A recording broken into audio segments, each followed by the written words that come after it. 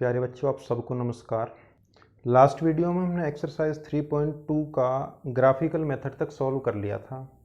अब इससे आगे हम सब्स्टिट्यूशन मेथड की तरफ बढ़ेंगे जो एक्सरसाइज 3.3 है।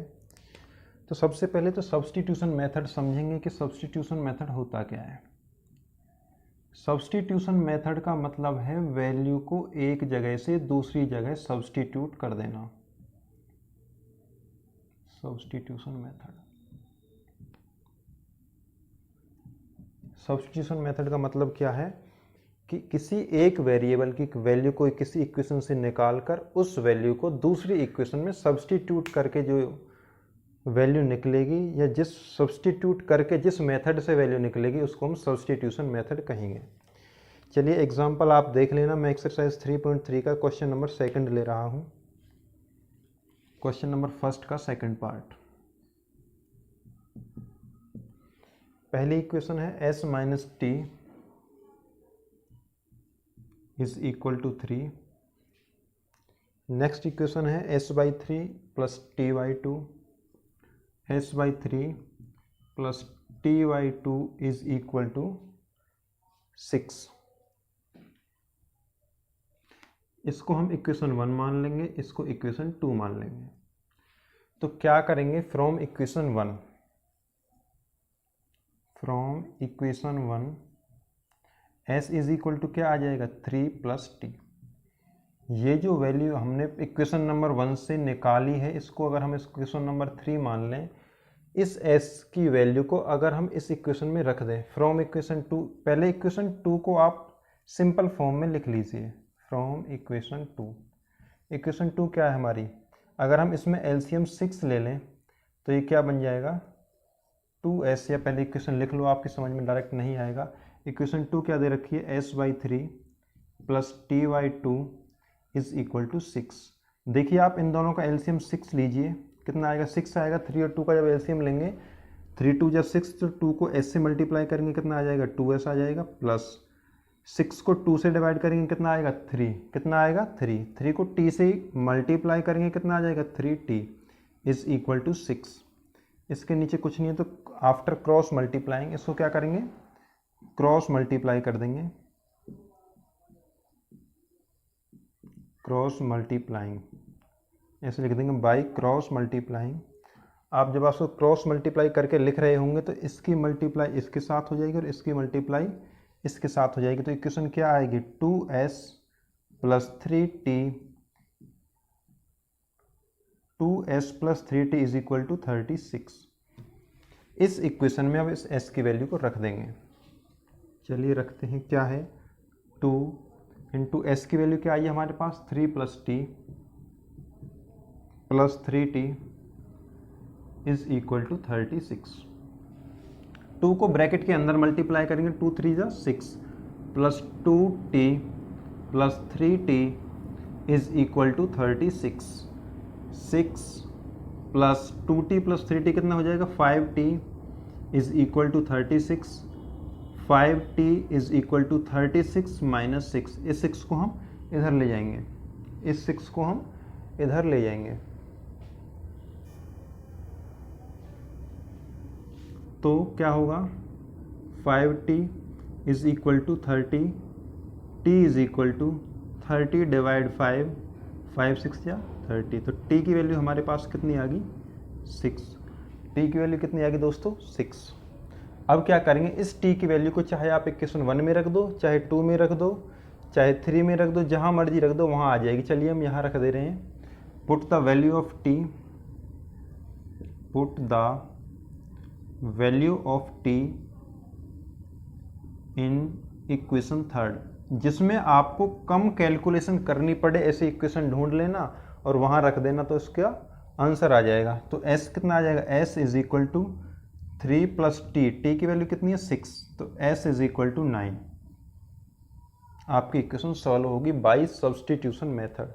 मैंने आपको स्टार्टिंग में ही बताया कि सब्स्टिट्यूशन मेथड होता क्या है, किसी भी एक इक्वेशन से किसी भी एक वेरिएबल की वैल्यू निकाल लेंगे। जैसे हमने इक्वेशन नंबर 1 से यहाँ से s वेरिएबल की वैल्यू निकाली, अब इस s वैल्यू को दूसरी इक्वेशन में पुट कर देंगे। दूसरी इक्वेशन क्या थी हमारी, ये इसको सिंपलेस्ट फॉर्म में बनाने के लिए हमने एलसीएम लिया, एलसीएम से मल्टीप्लाई कर करो के हमारी सिंपल इक्वेशन ये बनी। जब सिंपल इक्वेशन बन चुकी है तब इस एस की वैल्यू को इसमें पुट कर देंगे, तो ये इक्वेशन एक वेरिएबल मतलब टी वेरिएबल में इक्वेशन बनेगी। तो यहाँ से हमारी टी की वैल्यू आ जाएगी, क्या आ जाएगी, टी की वैल्यू आ जाएगी। फिर इस टी की वैल्यू में जिस मर्जी इक्वेशन में आप रख दो वहाँ पर एस की वैल्यू आ जाएगी। रखना ऐसी जगह जहाँ पर आपको कम कैलकुलेशन करनी पड़े, आपकी सुविधा के लिए बता रहा हूँ, किसी में भी रख दो ज़्यादा कैलकुलेशन करनी पड़ेगी, टाइम वक्त ज़्यादा लगेगा, इस वजह से हम आसान वाली में रख देते हैं, गलती होने के चांस भी ना के बराबर रहते हैं। तो मैं आशा करता हूं कि आपकी समझ में आ गया होगा सब्स्टिट्यूशन मेथड। एक आधा क्वेश्चन और ले लेते हैं।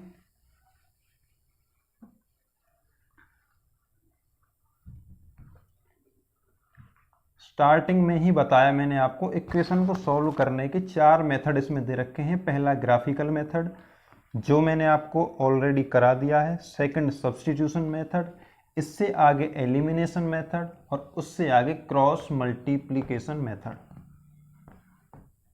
किसी भी मेथड से आप क्वेश्चन करो होते चले जाएंगे। कौन सा लें भाई?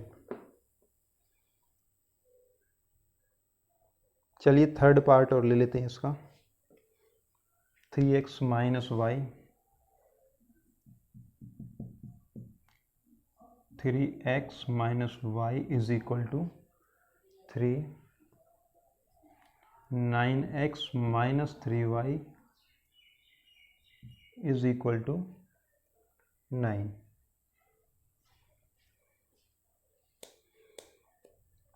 अब आपको यहां पर एक बात समझ में आ रही होगी जो स्टार्टिंग में मैंने बताई। जब आप यहां पर देखेंगे a1 की वैल्यू क्या है 3, b1 की वैल्यू क्या है -1, c1 की वैल्यू क्या है, जब हम इस इक्वेशन को ऐसे लिखेंगे कितनी है -3, a2 की वैल्यू क्या है 9, b2 की वैल्यू क्या है -3, c2 की वैल्यू क्या है -9। a1 अपॉन a2 कितना आया 3/9 is equal to 1/3। b1 upon b2 कितना आया -1 अपॉन -3, माइनस से minus cancel 1/3। c1 upon c2 कितना आया 3/9, 3 बार कैंसिल आउट हो गई तो 1/3। जब a1 upon a2 is equal to b1 upon b2 is equal to c1 upon c2 आ रहा हो, इट मीन्स तीनों रेशियो इक्वल आ रहे हो, तो कैसा सॉल्यूशन होगा? इसके इनफाइनाइटली मेनी सॉल्यूशन होंगे, क्योंकि ये लाइन कोइंसाइड कर रही होगी। तो आप इसको कर लोगे। चलिए क्वेश्चन नंबर सेकंड देखते हैं।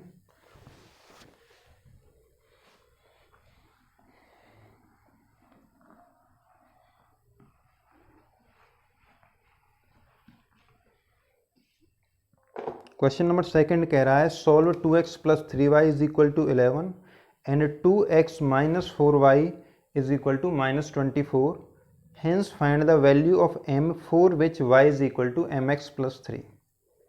चलिए पहले इक्वेशन लिख लेते हैं 2x plus 3y, question number second है ये। 2x plus 3y is equal to 11, 2x minus 4y, second equation क्या है 2x minus 4y is equal to -24, 2x minus 4y is equal to -24। एक बार देख लेते हैं, सही है? चलिए सही है। इसको पहले आपको सब्स्टिट्यूशन मेथड से सॉल्व करना है, फिर ये कह रहा है कि m की वैल्यू निकालनी है। क्या दे रखा है y is equal to mx plus 3, ये दे रखा है तो m की वैल्यू निकालनी है। आप क्या करेंगे, इसको इक्वेशन नंबर 1 मान लेंगे, इसको इक्वेशन नंबर 2 मान लेंगे। From equation 1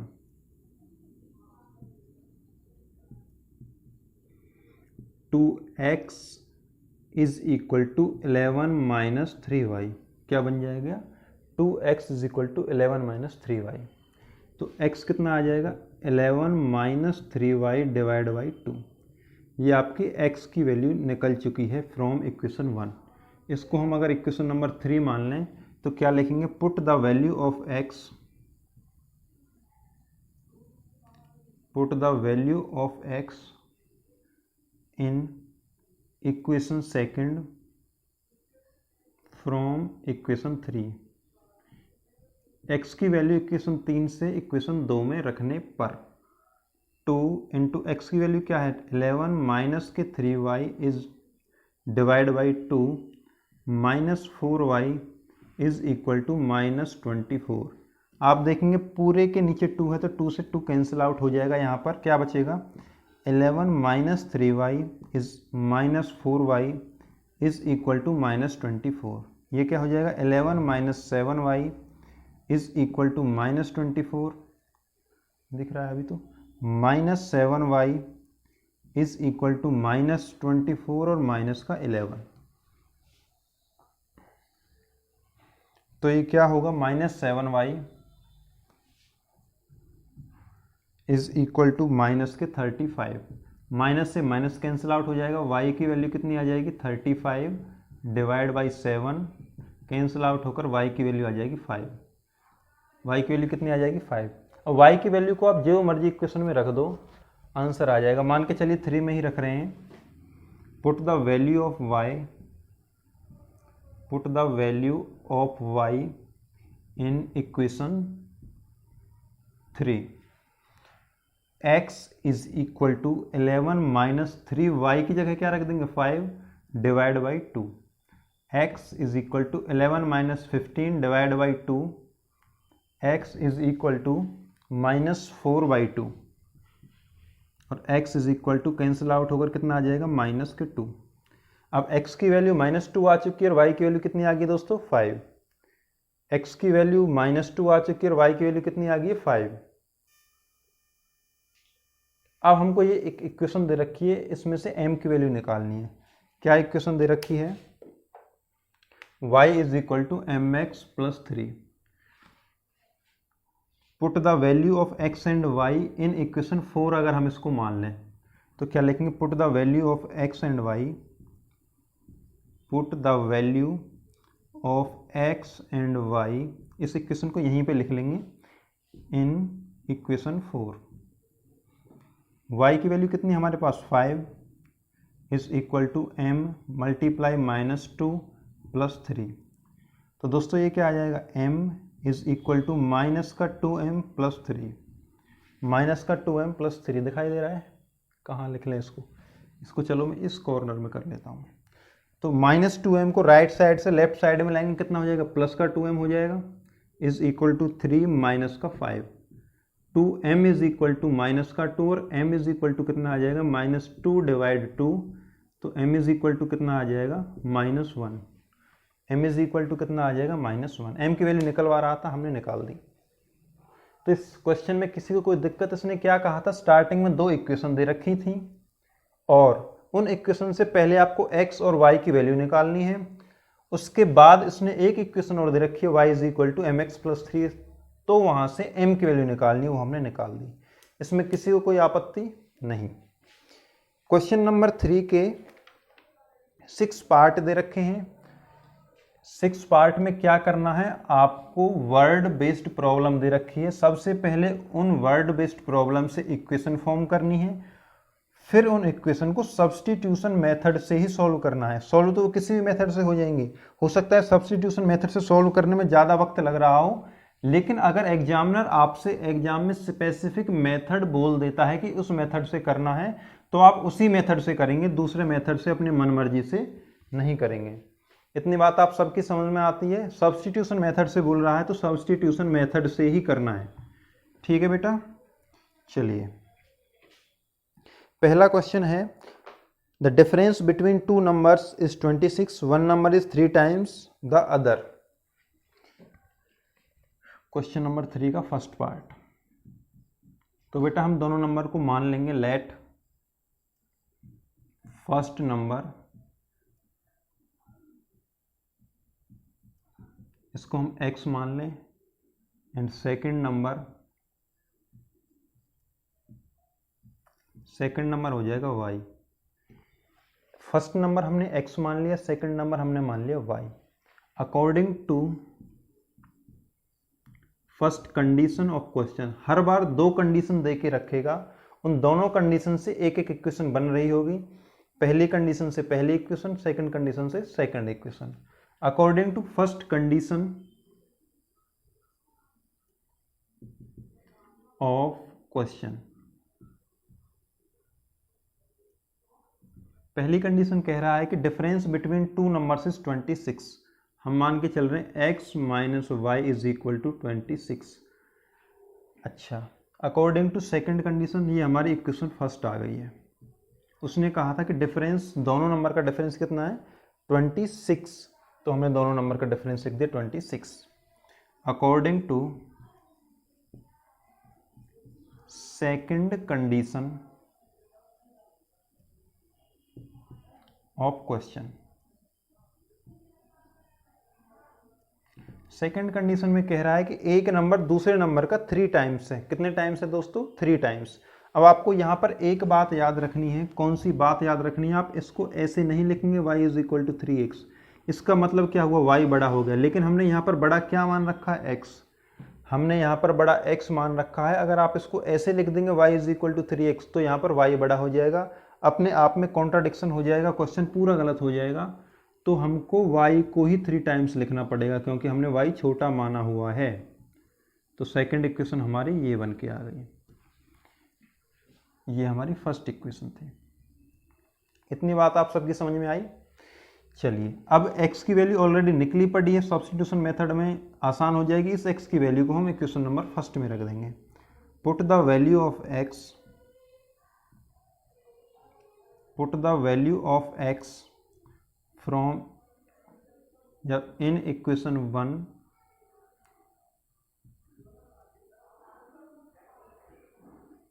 in equation 1 from equation 2। x की वैल्यू कितनी है यहाँ पे दोस्तों? 3y, तो वहाँ पे रखेंगे 3y minus Y is equal to 26। तो ये कितना हो जाएगा? 2y is equal to 26।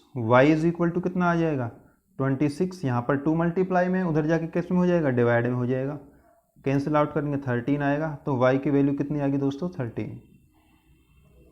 y की वैल्यू कितनी आ गई? 13। अब इस y की वैल्यू को, आप किसी भी इक्वेशन में रख दो। इक्वेशन सेकंड में अगर हम रख दें, put the value of y, put the value of y in equation second. Second equation क्या है? x is equal to 3y। y कितना आया हमारा? 13। तो x इज इक्वल टू कितना आ गया? 39। अभी आपका क्वेश्चन सॉल्व नहीं हुआ है, अभी हमारे x और y की वैल्यू निकली है। लेकिन उसने क्वेश्चन में क्या पूछा है? फाइंड देम, उन दोनों नंबर्स को निकालिए। हमने नंबर्स x y माने हुए हैं। अभी हमारा क्वेश्चन सॉल्व नहीं हुआ है, कहीं आप यहीं पे छोड़ के चले आइए, अभी इसका प्रॉपर आंसर नहीं हुआ है। समझ में आई दोस्तों? तो क्या करेंगे? देयरफॉर फर्स्ट नंबर जो पूछा है वही लिखकर एंड करना है क्वेश्चन का। x पूछा, x माना था हमने, तो 39। Second number 13। ये आपके आंसर होंगे। इतनी बात आप सबकी समझ में आई? किसी को कोई दिक्कत हो तो कमेंट्स में बता देना या व्हाट्सएप पे बता देना। चलिए, और एक दो क्वेश्चन और कर लेते हैं, क्वेश्चन नंबर 3 के ही।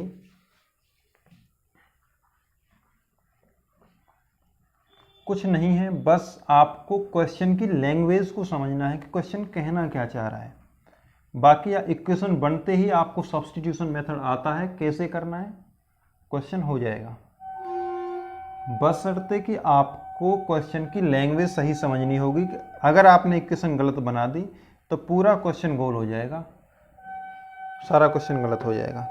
इसका सेकंड पार्ट ही देखते हैं क्या कह रहा है। The larger of 2 supplementary angles exceed by the smaller by 18 degrees. पहली बात आपको समझनी होगी, सप्लीमेंट्री एंगल किसे कहते हैं।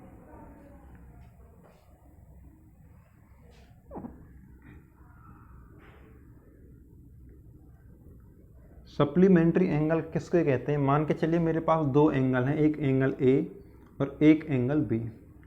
एक एंगल A और एक एंगल B, इन दोनों को सप्लीमेंट्री हम तब कहेंगे जब इन दोनों का सम, जब इन दोनों का जोड़ 180 डिग्री आ रहा होगा, 180 डिग्री आ रहा होगा, तो ये सप्लीमेंट्री एंगल कहलाएंगे। एक दूसरी वर्ड होता है कॉम्प्लीमेंट्री। कौन सा दोस्तों? कॉम्प्लीमेंट्री। इन दो एंगल्स कॉम्प्लीमेंट्री कब कहेंगे?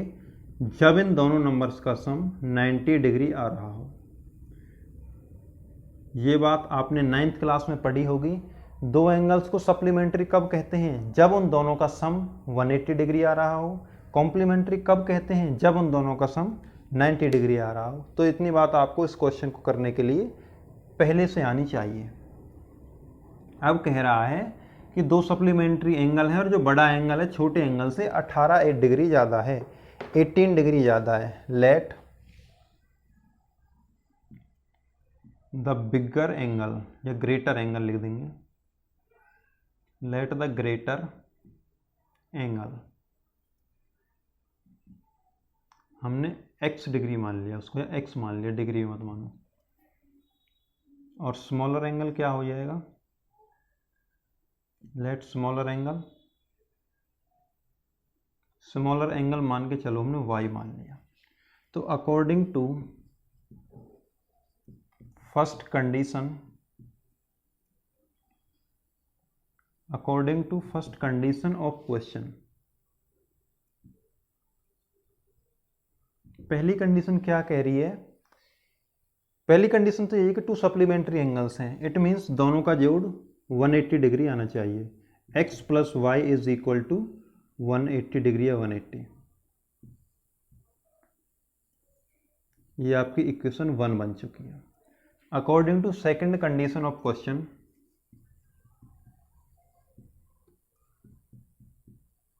According to second condition of question,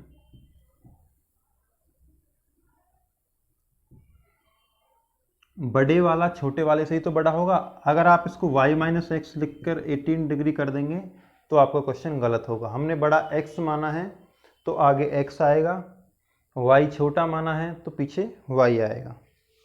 18 degree है ना। चलिए, तो क्वेश्चन इक्वेशन क्या बनेगी हमारी? x minus Y is equal to 18। ये आपकी सेकंड इक्वेशन बन जाएगी। अब क्या करेंगे? किसी भी एक इक्वेशन से किसी भी एक वेरिएबल की वैल्यू निकाल लेंगे। मान के चलिए मैं यहीं से x की वैल्यू निकाल रहा हूँ। x कितना हो जाएगा? 18 प्लस वाई, 18 प्लस वाई, इसको इक्वेशन 3 मान लीजिए। Put the value of x, कैसे लिखेंगे? Put the value of x, put the value of x from equation 3 to equation 1 में रखेंगे। वही सेकंड से तो हमने निकाली है, उस वाले इक्वेशन में रखेंगे। x की जगह क्या लिखेंगे? 18 प्लस वाई की जगह पे y is equal to 180 degree या 180। 18 प्लस वाई कितना हो जाएगा दोस्तों? 2y।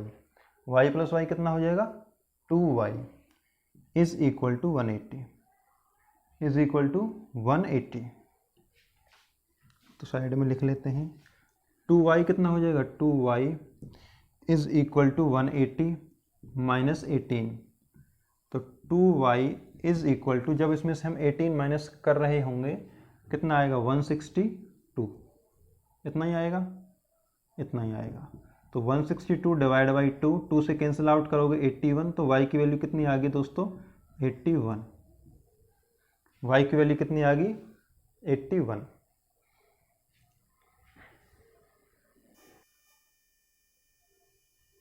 अब क्या करेंगे? इस y की वैल्यू को किसी भी इक्वेशन में रख दीजिए। मान के चलिए हम इक्वेशन 2 में रख रहे हैं या 3 में रख लीजिए।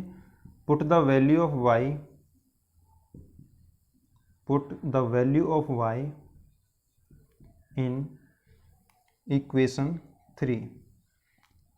x is equal to 18 plus y की वैल्यू कितनी आई हमारे पास? 81 आ गई। तो x is equal to 8 plus 1 9 और 1 प्लस 8 9। x 99 आ गया और y कितना आ गया? 81 आ गया। अब क्वेश्चन यहाँ नहीं छोड़ना है, दोनों एंगल निकाल के बताने हैं। देयरफॉर ग्रेटर एंगल, जो हमने सपोज किए हैं, लेट माने हैं, उसी फॉर्म में हमें आंसर को लिखना है। Let therefore greater angle greater angle हमने x माना था, तो x की वैल्यू कितनी आ रही है 99 degree. Smaller angle, therefore smaller angle 81 degree. इतनी बात आप सबकी समझ में आई। सप्लीमेंट्री ये कॉन्सेप्ट आपको 9th क्लास में पढ़ा होगा, आपको आना चाहिए पहले से। चलिए एक क्वेश्चन और कर लेते हैं।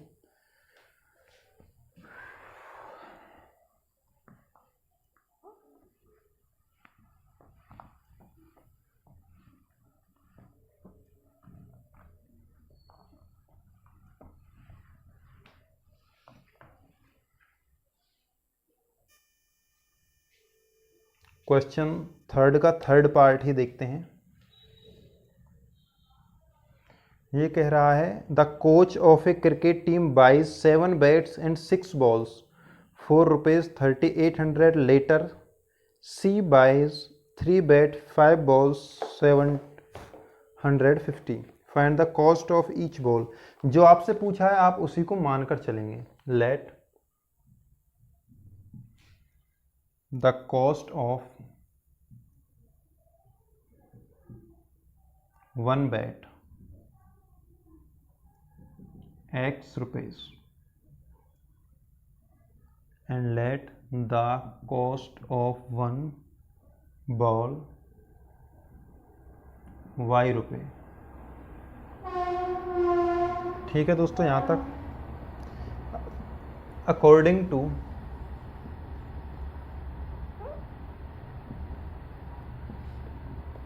First condition, according to first condition of question, पहली कंडीशन क्या कह रही है क्वेश्चन की? कह रहा है कि 7 बैट्स, 7 बैट का प्राइस कॉस्ट कितनी हो जाएगी? एक का x है तो 7 बैट का कितना हो जाएगा? 7x plus 6 ball. एक बॉल y रुपए की आती तो 6 बॉल कितने रुपए की आएंगे? 6y। ये कितने रुपए के आए बेटा? 3800। इसको हम इक्वेशन 1 मान लेंगे। According to second condition of question,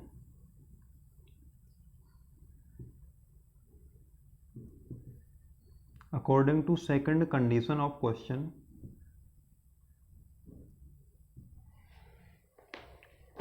क्या कह रहा है? 3 बैट 5 बॉल, तो 3x प्लस 5 बॉल, ये उसने कितने रुपए के खरीदे? 1750 रुपीज़।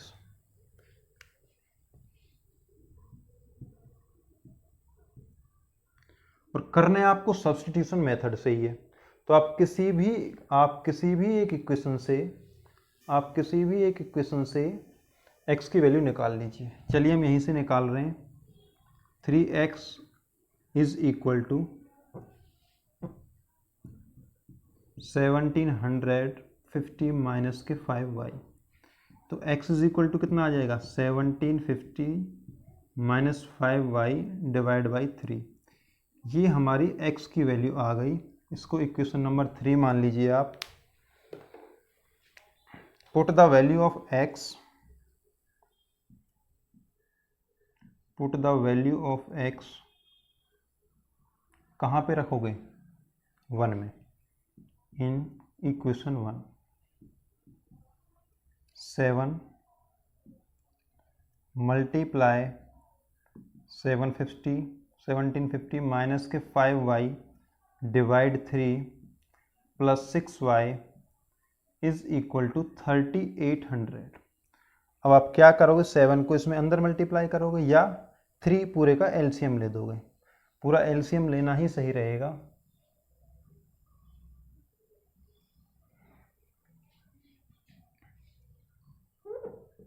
कहीं से गलत तो नहीं हुआ?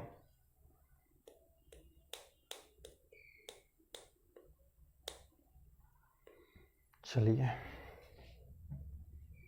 अंदर मल्टीप्लाई करेंगे तो क्या आएगा? 700, 7 5 या 35, 3 7 7 या 49 प्लस 3 52, 5 7 1 या 7 प्लस 5 12 माइनस का 15y। हमने इस 7 को इस ब्रैकेट में अंदर मल्टीप्लाई कर दिया है। Divide by 3 plus 6y is equal to 3800। इसमें किसी को कोई दिक्कत नहीं। अब इधर साइड हम 3 एलसीएम ले लेंगे तो क्या आएगा, 12 2 50 माइनस के 15y, जब हम यहाँ पर 3 एलसीएम ले लेंगे प्लस इसके डिवाइड में कुछ नहीं है तो 1 आएगा, और 1 3 या 3 तो कितना आ जाएगा, 18y is equal to 3800 divide by 1। अब इसको क्रॉस मल्टीप्लाई कर देंगे, ऑन क्रॉस मल्टीप्लाइंग या by cross multiplying, by cross multiplying, ये तो इतना ही आ जाएगा, 12 2 50 माइनस के 15y और प्लस 18y कितना आ जाएगा, माइनस के 17y, जो 1 से मल्टीप्लाई कर रहे होंगे इज इक्वल टू, इसको 3 से मल्टीप्लाई करेंगे कितना आएगा, 3 8 जा 24 2 3 3 जा 9 प्लस 1 2 11, तो माइनस के 17y is equal to 11 400 minus के 12 250 माइनस 17y, जब आप इसको माइनस कर रहे होंगे 0 से 0 5 से 5, ये कितना आ जाएगा 8, इतना ही आएगा, ये माइनस का आएगा, माइनस से माइनस कैंसिल आउट करेंगे तो y इज इक्वल टू कितना आ जाएगा, 850 डिवाइड बाई 17, 17 से कितनी बार कट जाएगा, 50 बार, तो y इज इक्वल टू कितना आ गया 50, y इज इक्वल टू कितना आ गया 50। थोड़ा कैलकुलेटिव है, हो जाएगा बाकी। अब इस y को आप यहाँ रख दीजिए, put the value of y, दिख रहा है ना, अभी दिख रहा है, put the value of y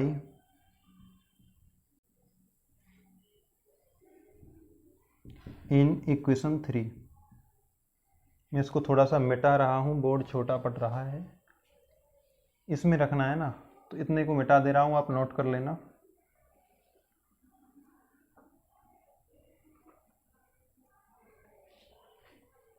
जब इक्वेशन 3 में y की वैल्यू रख रहे होंगे तो x कितना आ जाएगा, x is equal to 750 minus 5 multiply कितना आ रहा है 50 डिवाइड बाई 3, तो x is equal to 750 minus के 250, जब आप 5 को 50 से मल्टीप्लाई करोगे 250 डिवाइड बाई 3, ये कितना आ जाएगा 1500 डिवाइड बाई 3, जब आप 1750 में से 250 माइनस करेंगे 15 आएगा, इसको कैंसिल आउट करेंगे कितना आएगा 500, तो x की वैल्यू कितनी आएगी दोस्तों 500। इतनी बात आप सबकी समझ में आई। तो आंसर क्या लिखेंगे, इसी को मैं आंसर बना दे रहा हूँ, जगह की कमी है, बाकी आप नीचे लिखेंगे देयरफॉर कॉस्ट ऑफ 1 बैट कितने रुपये आएगा 500, x की वैल्यू 500, कॉस्ट ऑफ 1 बॉल कितने आएगा 50 रुपीज़, y की वैल्यू 50 रुपये। ये आपका आंसर हो जाएगा। ये 2 लाइनें आपको लास्ट में लिखनी है बिल्कुल नीचे। तो इतनी बात आप सबकी समझ में आई। तो दोस्तों ज़्यादा लंबी वीडियो हो जाएगी, अगले वीडियो में हम बाकी के क्वेश्चन करेंगे। तो आज के लिए इतना ही, थैंक यू।